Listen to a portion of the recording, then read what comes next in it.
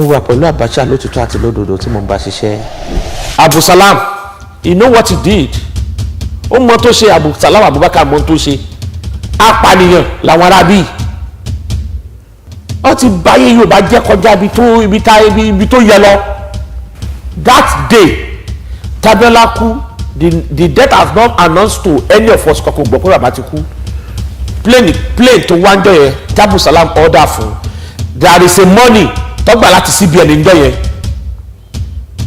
tó ṣe fáwọn èèyàn. They should go back to the record. Ìjọ Abiola kú, owó tó jáde ní CBN that very day and the following day ìjọba méjìlá fi gbowó yẹn jáde ní CBN. Kí ló fowó yẹn ṣe? Owó ẹ̀mí Abiola ni. Let Abdulsalam Abubakar, former commander-in-chief GCFR, let him come and defend the death of MKO Abiola.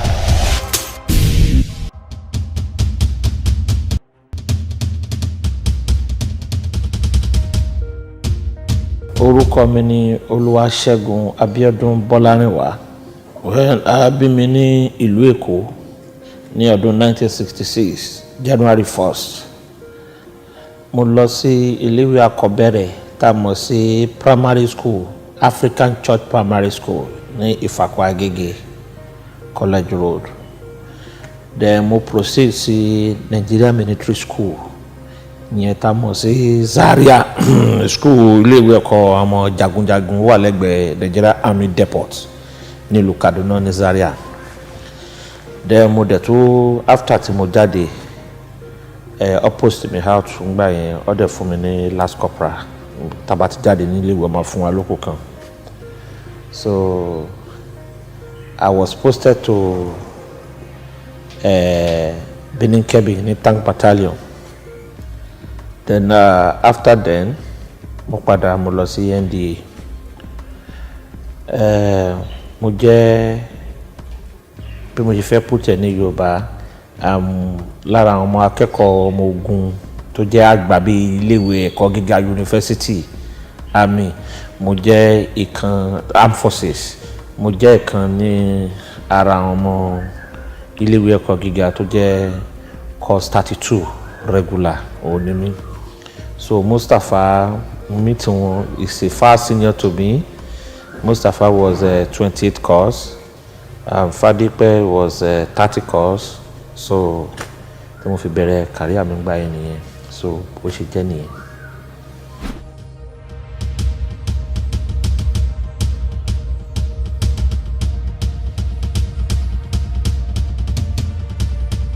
Ọ̀rọ̀ ńlá lẹ sọ kí àwọn tó bá ń wò mí kọ́ lè fi ẹyin jú mi dáadáa. Bíbélì sọ, Kùránì náà sọ pé òtítọ́ òun ni iyì ọmọlúwàbí. Tí yẹn bá fẹ́ jọ́ ṣàká kó jọ́ ṣàká, bó bá dẹ̀ fẹ́ jẹ́ òṣùkọ at the same time kó jẹ́ òṣùkọ, bẹ́ẹ̀ yanjú kan nínú méjèèjì kó o sì dìímú. Ṣùgbọ́n wọ́n wọ́ta inú ogun bá jẹ lọ ọgbọ́n á jẹ bọ̀. Ọ̀rọ̀ tẹ́ mú mi rántí ọ̀rọ̀ burúkú jọ má lè gbàgbé ni ọdún má lè gbàgbé. Ṣé lórí títí Kudirat Abiola ní ká sọ àbí lórí tí bàbá wa lé Chief MKO Abiola kọ́lọ̀ ń tẹ̀lé fún òun ní ká sọ? Ìjọ méjèèjì, it was a disaster days in this country called a whole Nigeria.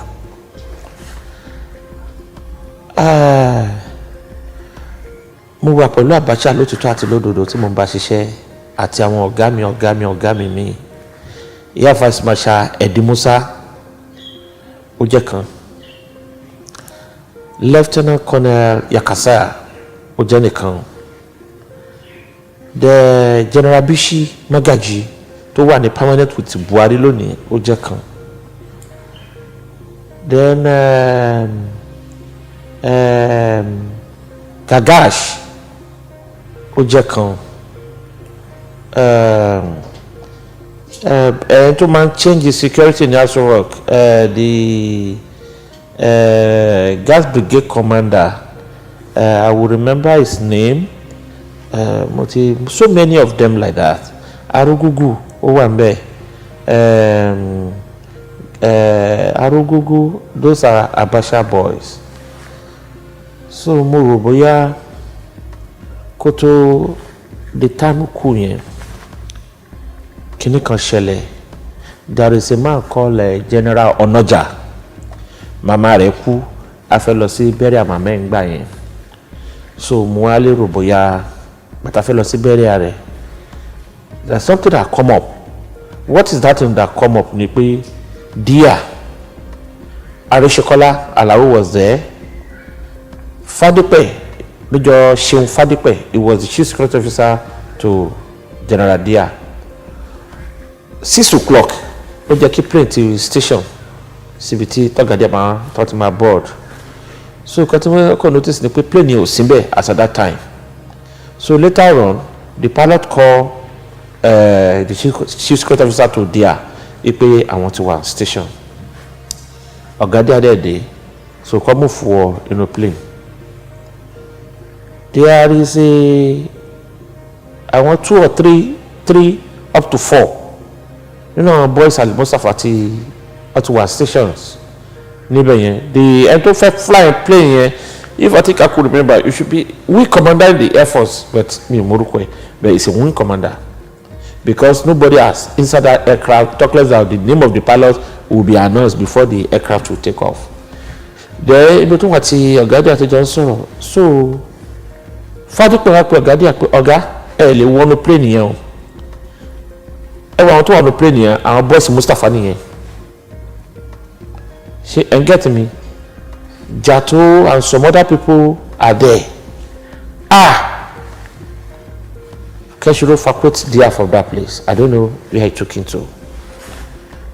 So kò pẹ́ ní bomb blast ṣẹlẹ̀. I saw Arishekola with my 2 naked eyes. Arishekola was there. Arishekola láti máa sọ fún Major Fadipe pé ṣeun make sure pàwọn tó ṣiṣẹ́ kẹ́ get wọn. And Arishekola went away. So àtìgbà yẹn ni wàhálà ti wà ever even before that time. If you are saying Ogadia did not plan coup, you are telling lies.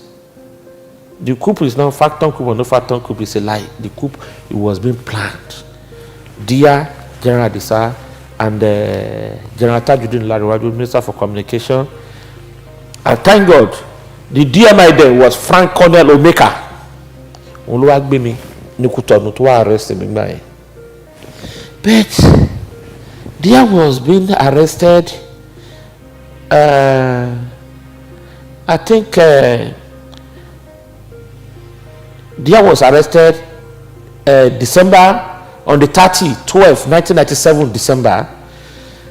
General Adisa was arrested on the 22nd, 1997. Tajuddin Lariwaju was arrested on the 9/12, 1997. And the bomb blast, some of you take one by in Abuja, it happened on the 8th of 12, 1998. No, sorry, on the 13th. On the 13th, the bomb blast in Shelley. Then Abacha died on the 8th of July. Is it June or July? It was June. It was Abiola that died in July.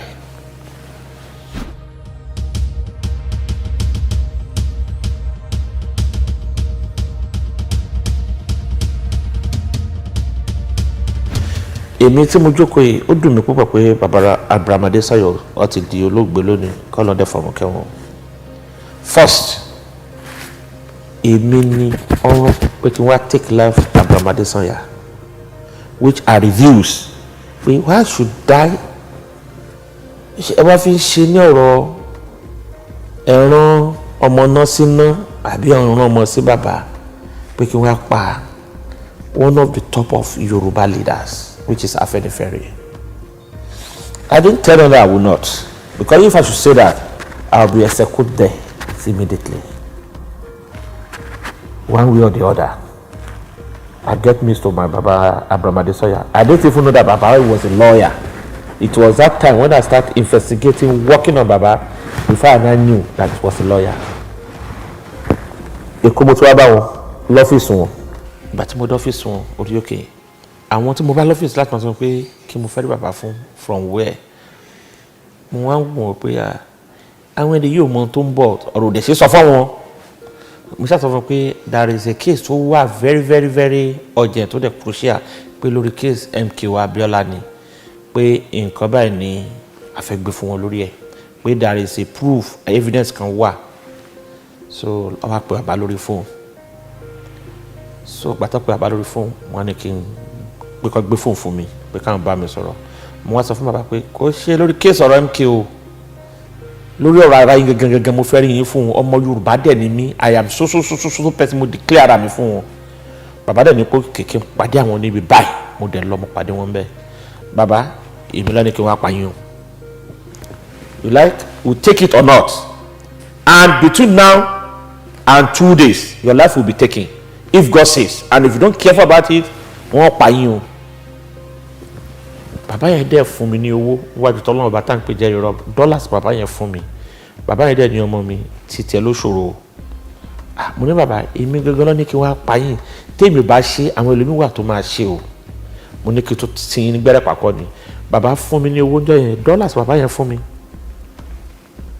I could not go back to Abacha because when they start calling me right even the Mustafa himself when they start calling me ipe what of the job so báwo mo ṣe lọ tó lórí ẹ̀ lẹ́fù wo mo wà mo sọ fún ọ pé mo ṣì wà lórí ẹ̀ náà ni mo wà lórí ẹ̀ náà ni mo wà lórí ẹ̀ náà ni títí tí mo fi sá lọ sí Kútọ̀nù lọ́tí wọ́n arrest mi àti one pressman kan ó gbé mi sínú carton fridge lọ́ fi cargo mi wá sí Nàìjíríà láì ṣẹ̀rù then issue of Madam Kudirat Abiola it was being killed June 4 1996 on Tuesday tí wọ́n mú wọn ti pé 1996 it was on Tuesday Friday ló jẹ́ kí mi kọ́kọ́ pa á mo dẹ̀ sọ fún bàbá mi àdéhùn ẹ sọ fún un èmi ò ní kankan fi ìyá oníyà ṣe o èmi ò ní tọwọ́ mi bọ̀ bẹ́ẹ̀ kó beware of Ṣọfọláhàn that was the driver to the woman because I had Ṣọfọláhàn nígbà tó ń sọ ọ̀rọ̀ yẹn fáwọn tó máa pa Sergeant Kenneth ó wà nínú wọn ó ga èèyàn pupa ní very heavy but it's a snapper it's a marksman ó ní màmá yẹn ní kíní táwọn obìnrin mọ̀ fi ń yarun ìlàrí ọlọ́wọ́ mẹ́ta onígi yẹn tó bá ti ń jáde lọ ó máa yà kìbọ̀ àrírun ẹ̀ tó bá ti wégele mọ́ kò sí irúmọ̀tẹ́lẹ̀ yìí tó lè bá a. this same Ṣọfọláhàn yìí ló lọ sí ibẹ̀ tó lọ mú ìlàrí yẹn kó ń bẹ̀ tó fi fake one síbẹ̀ when they will target that woman orí lọ́ọ́ ti yìnbọn fún un. àwọn tó jẹ́ kí n sọ fún I wouldn't like láti dárúkọ ẹnìyẹn because olóṣèlú ni èèyàn ńlá ni ó dẹ̀ ṣọmọlúàbí òun dẹ̀ ni alákòóso Èkó ń gbà yẹn mo dẹ̀ wá bá a pé ẹ̀gbọ́n nǹkan báyìí lọ ní bó ṣe ni mo ní Abuja mo ní yẹsà mo ní nǹkan báyìí lọ ní kí n wá ṣe o. Abacha I can't say he's a nice or he's a bad man ó kú kọ́ lọ́n pẹ̀lú ẹ̀. Arishikola I can't say he's a nice man or a bad man ó kú pẹ̀lú Ọlọ́run ó kú pẹ̀lú ẹ̀. Gbogbo àwọn tó dalẹ̀ Abiola kò sí tí ó máa kú nínú gbogbo wọn up tomorrow because ìyá yẹn jẹ́ wá di bá ṣe ń sọ̀rọ̀ yìí. When Abiola was being arrested nígbà tẹ́ mú Abiola tán ẹni kó máa nìṣó pé for your mandate gbàgbé fi picture yẹn wá èmi gẹ́gẹ́ bí ẹnìkan tó bá dé sàbújá ń gbà yẹn èmi mo máa I'm one of the officers tó pé máa ń take a welcome wọn tó bá dé ṣé mo rò bẹ́ẹ̀ get me níjọ́ tí Abiola máa kú this is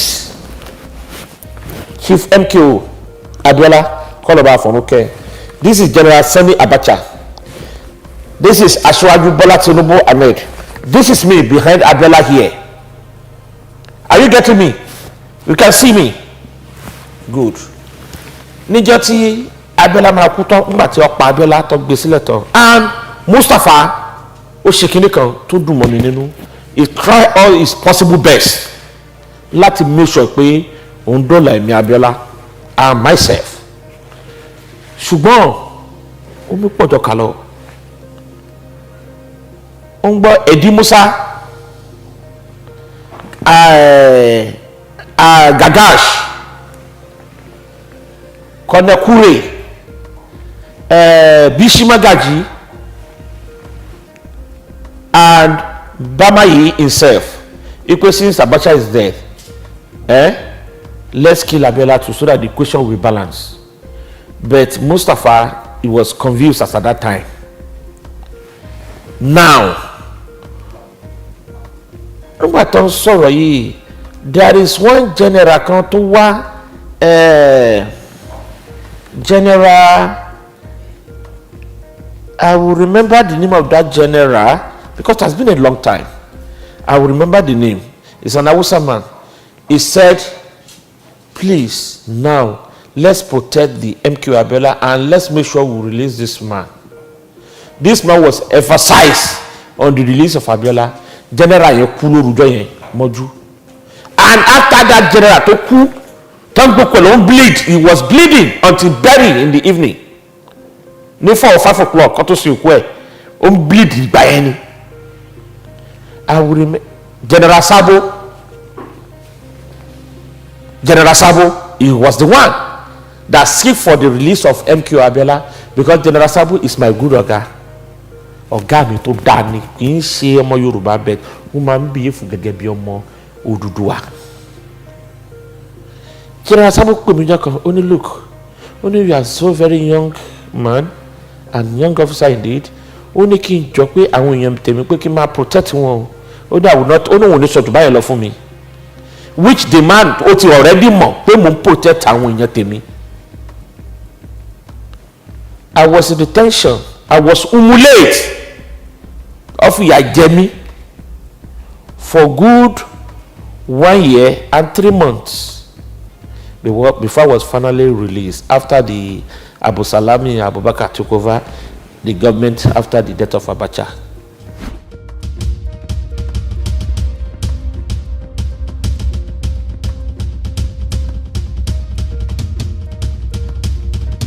Yoruba, we have to talk kaba ọpọlọ wa kaba sọ̀rọ̀ káyé ṣera wa ṣekúṣe mọ́ ẹ̀mọ́ tó jẹ́ kí n sọ bẹ́ẹ̀ ni pé kò sí bó tilẹ̀ wù kíkọ́ wa difficulty tó láàrin àwọn Haúsá ọmọ bó ṣe bá wọn ra wọn dáwọ́ bò tí wọ́n á parí ẹ̀ láàrin ara wọn.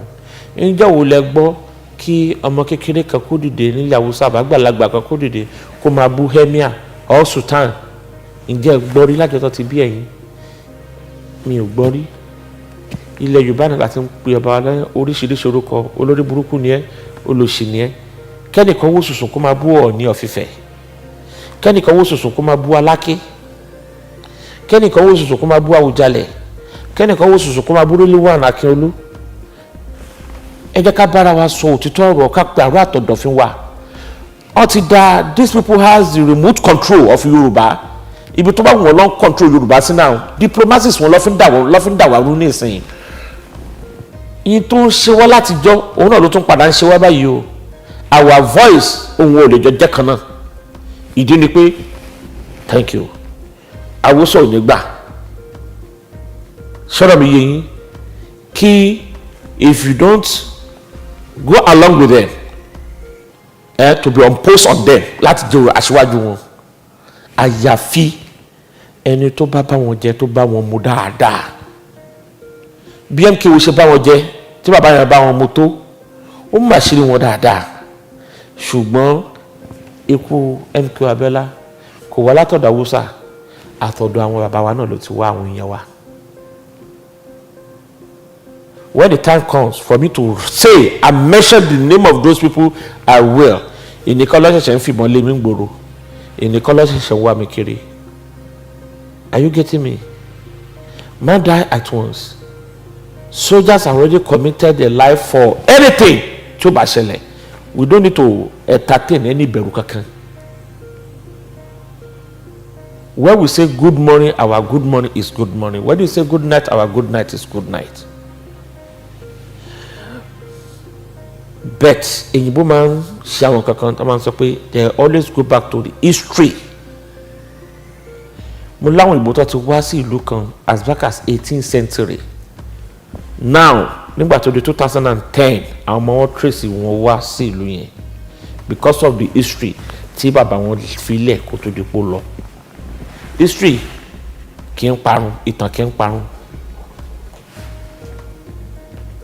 If nígbà tá a ti lose Abiola tábẹ́lá ti kú lèmi tí wọ́n pé nǹkan ṣe àwa Yorùbá.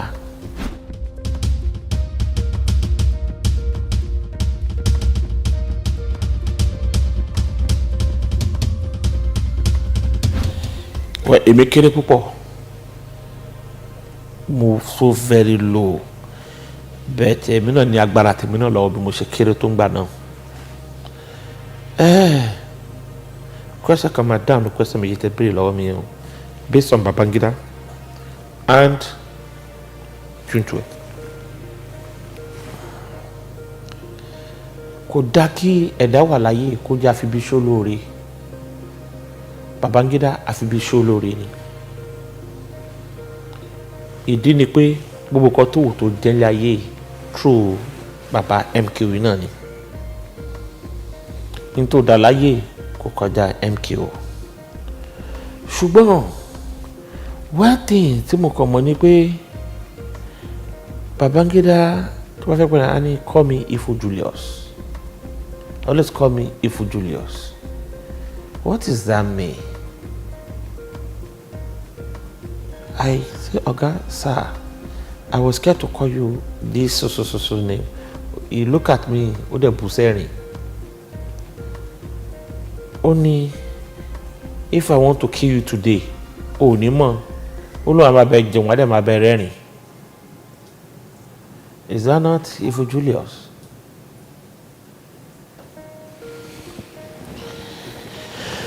Lórí ọ̀rọ̀ títí pé MKO bàbá wa MKO àti Babangida pé kò gbọ́jàbálẹ̀ fún ọ̀rẹ́ jọ ni wọ́n, ọ̀rẹ́ tímọ́tímọ́, so very close friend, ọ̀rẹ́ bí ọmọ ìyá ni wọ́n. Babangida ní ọkàn láti gbé ìjọba yẹn lẹ̀, ṣùgbọ́n àwọn àgbààgbà mẹ́fà nílẹ̀ Yorùbá ló dìde against MKO Abiola. Inú wọn náà ti lọ ní ìsìn o rẹpẹtẹ o, inú wọn náà dẹ̀ ṣì wà láyé o. Ìgbà táwọn mẹ́fà yẹn dìde làwọn yòókù náà dìde from other parts ipe ẹ má gbélé fún, tẹ bá gbélé fún tó máa tẹ̀yìn ẹ̀ jáde lélẹ́yìí o. Àwọn lọ́lọ́ kó sínú Babangida, ṣùgbọ́n ẹni tá a ní kó ṣèkà tóun náà ṣe in tó fẹ́ wà lọ́kàn ẹ̀ lòun náà ṣe. Later on, ọ̀rọ̀ tẹ́mi bá gbọ́ èmi ò kì í sọ bẹ́ẹ̀ tí irú yẹn kò jà ká máa gbórú yẹn sí afẹ́fẹ́ pé bàbá wa MKO ó ṣe kinní kan nílùú òyìnbó pẹ̀lú lágbájá kan àbí are you getting what I'm saying? Tí ọ̀rẹ́ mi bá ṣe tí ò dáa fún mi, ẹ̀tọ́ mi ni láti pè pé ọ̀rẹ́ mi ṣé lóòótọ́ àbí irọ́ pé mo gbọ́ pé àwọn èèyàn sọ nǹkan báyìí against ẹ̀ bó ló ṣe rí. Tí wọ́n pé lóòótọ́ ló ṣe tó bá parọ́ fún ẹ̀ wàá mọ̀ gẹ́gẹ́ bí ọlọ́gbọ́n. Ìwọ́dẹ̀ ní gbogbo àwọn kiri fàtì lọ́wọ́ ó dẹ̀ mú ó dì mọ́wọ́. That means to say pé tí ó bá sí pé rọ̀bù wà láàrin tó bá ní opportunity àti fún ní mọ́jèlé jẹ àbí kò yìnbọn pánkọ̀rọ̀ ó lè ṣe nìyẹn dẹ́. Níjọ́ kìíní àná nígbà tí Babangida ṣì wà lẹ́kọ̀ọ́ ní London Barracks ó ń ṣe Armed Forces Remembrance Day níjọ́ yẹn. Major ìwà rẹ̀ Major Umar former governor Kaduna ó wà ń bẹ̀ níjọ́ yẹn, Abacha wà ń bẹ̀, Donkabali General Donkabali was there, a lot of them are there níjọ́ yẹn. Nígbà tí Babangida máa dé tó máa wọlé òun àti Ọgọ́sì Ahomu tó máa máṣe wọlé, Babangida wọ aṣọ navy níjọ́ yẹn. MKO Abiola ó wá gbé ọwọ́ wá gbá Babangida ó tàpẹ̀ látẹ̀yìn. Babangida wẹ̀yìn Babangida ṣe ló bá dìmọ́ra wọn. So ibẹ̀ ni Umar ti yọ Major Umar yọ pistol ó ní take your hand off my CNC. Abacha dẹ̀ wà lórí ìjókòó, Abacha ló ní káì Don't you know that man? But that's the father of Yoruba. That's one of the father of Yoruba. Major Mark there come to order. O de lo buy MKO. O de salute oki. O be. O no money. So if Abacha could say that is the father of the Yoruba, we shouldn't embarrass him, shouldn't insult him. So that father of Yoruba Yoruba got láti arrest. Kutimole. Àwọn Yorùbá tá bá ní kí n jọ wá lójú. Ọ̀rọ̀ tí mo sọ lẹ́ẹ̀kan náà ní kọ́sẹ̀ tẹ padà bèrè lọ́wọ́ mi pé why tí Babangida ò ṣe gbéjọba lẹ̀ fún Abiola. Babangida ní problem pẹ̀lú wa. Àwọn Yorùbá ló ní problem pẹ̀lú Yorùbá. Àwọn lọ́lọ́ba tó lọ instigate ẹ̀ pé tó o bá gbéjọba lẹ̀ fún lágbájá ẹ̀ ìgbẹ̀yìn ẹ̀ kò ní dá o. Wo ní tó fẹ́ ṣe pẹ̀lú àwọn rẹ̀, wo ní tó fẹ́ ṣe pẹ̀lú wọn náà ni, wo ní tó máa ṣe ni, ní tó máa ṣe ni, tó máa ṣe ni. Kò sẹ́ni tó máa gbọ́dọ̀ kú ẹ̀ tí inú ẹ̀ máa dùn. Ní tó fà tó náà fi ṣe tó ṣe ni, ṣùgbọ́n mo ṣe sọ pé àfibíṣó lóore ni Gbàdámọ́sí gangan fúnra rẹ̀ torí kò rántí jọ́ kìíní àná. I don't want to go to that. Tó bá ń wò mí, a máa rókì lọ́kàn yẹ.